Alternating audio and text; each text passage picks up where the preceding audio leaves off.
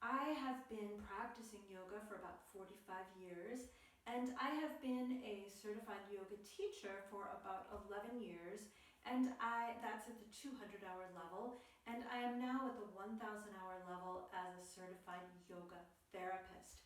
And a lot of people don't really understand what yoga therapy is, and what I say a lot of times is that yoga therapy is more about therapy than yoga. At the same time, we are very grounded in understanding the mechanics, and we have more almost like a physical therapy type of training.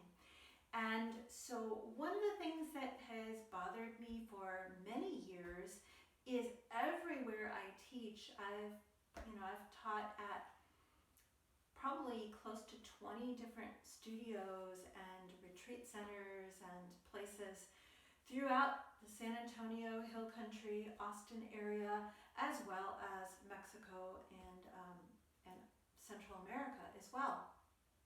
And what I see all the time is when I talk to my students, they don't know what is contraindicated for them. So for example, pregnant women have many contraindications.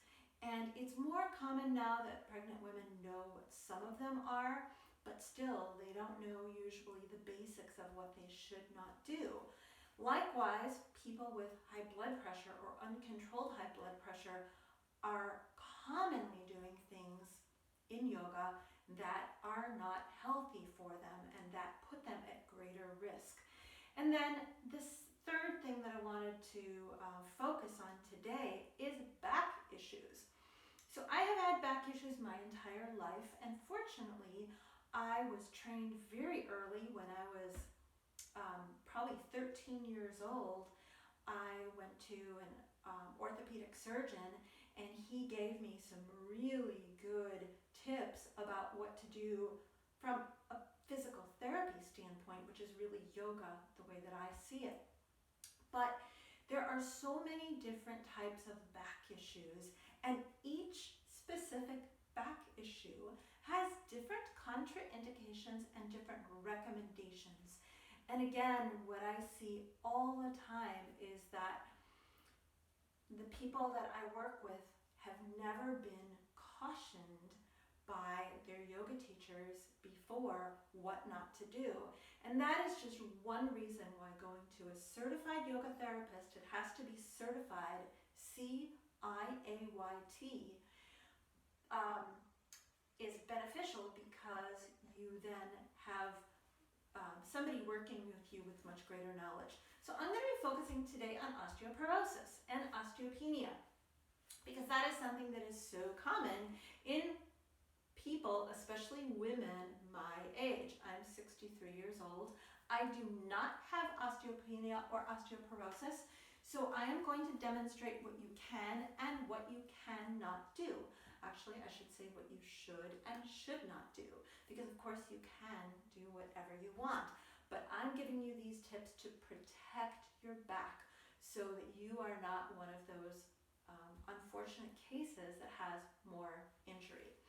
So I'm going to start in, I'm going to show you the pose Paschimottanasana. So I'm going to show you first, again, Paschimottanasana, the way that you can do it with a healthy back. Again, there are other contraindications, but today we're only talking about osteoporosis and osteopenia.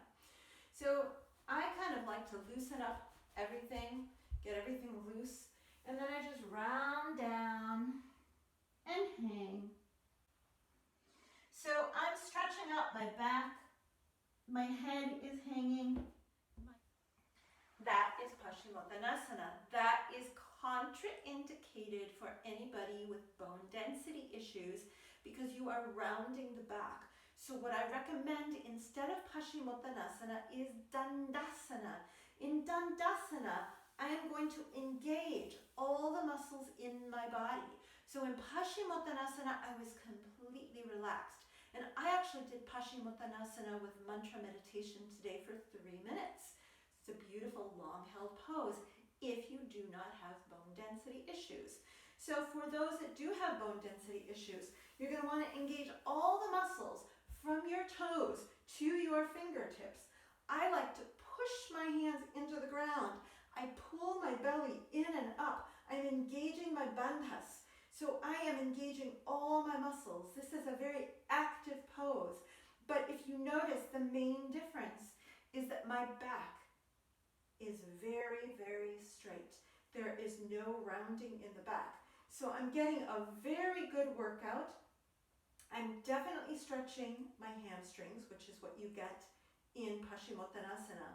But I'm getting a much more full body workout, even though it may look to you like I'm not doing anything. So that is Dandasana versus Paschimottanasana. I'm going to show you the same thing in a straddle. So in a straddle, again, I like to loosen up my hips, loosen up my legs, loosen up my body, just get really nice and cozy, and then I come down as far as I want. Again, I have no issues, so I can come all the way down and I can hang out here and I'm comfortable. However, if you have bone density issues, you can flex your feet like we did in Dandasana and have that back really strong, and I'm engaging my bandhas. So my core is super tight right now because I'm engaging the bandhas. So my back is lengthening. I feel like I'm pushing my head to the ceiling, flexing those toes to my shoulders. So this is similar to Dandasana, but it's straddle. Now, an alternate is you can relax all those muscles, bring one or two blocks in front of you, keep that back flat, and then just hang out wherever is right for you, but keeping that back flat. So maybe you put your arms on the blocks, maybe you prop up the shoulders on the blocks, whatever is right. So you're resting here with a flat back. And again, you can hang out here as long as you want. When you're ready, keep the back flat, push up with the hands. I am going to show you Uttanasana versus Ardha Uttanasana. So Uttanasana, everything hangs. The head hangs. Again, my arms are hanging. I'm hanging as low as I can. And it's fine to have a bend in the knees.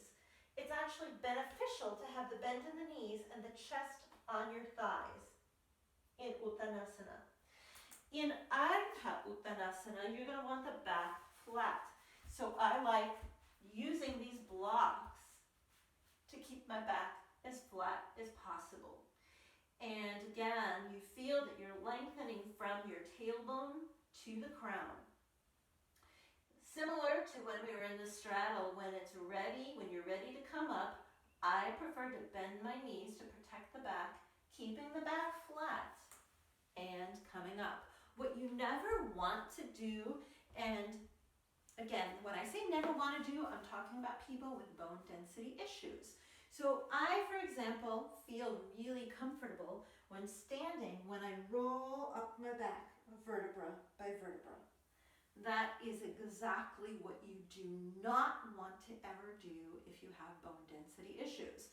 So that's why I recommend bending the knees and then putting your hands on your thighs or on the blocks and coming up with that flat back.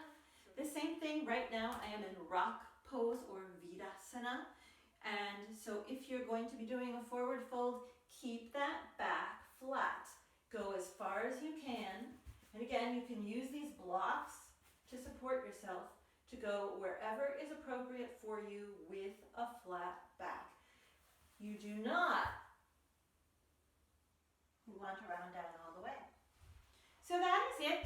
There are so many other contraindications also for other back issues, as I mentioned, but today was strictly for osteoporosis and osteopenia.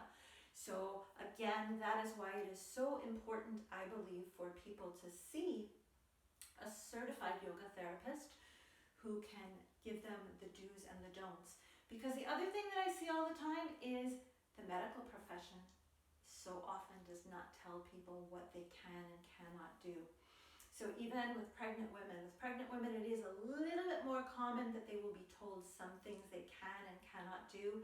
But even from a breath work perspective, There are so many breathing techniques that we do in yoga which are contraindicated for pregnant women.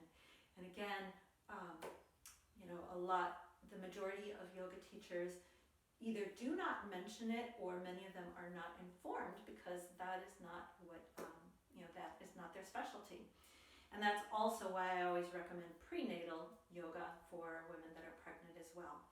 Anyway, I am Deborah Charnes of the Namaste Council and the Namaste Getaway.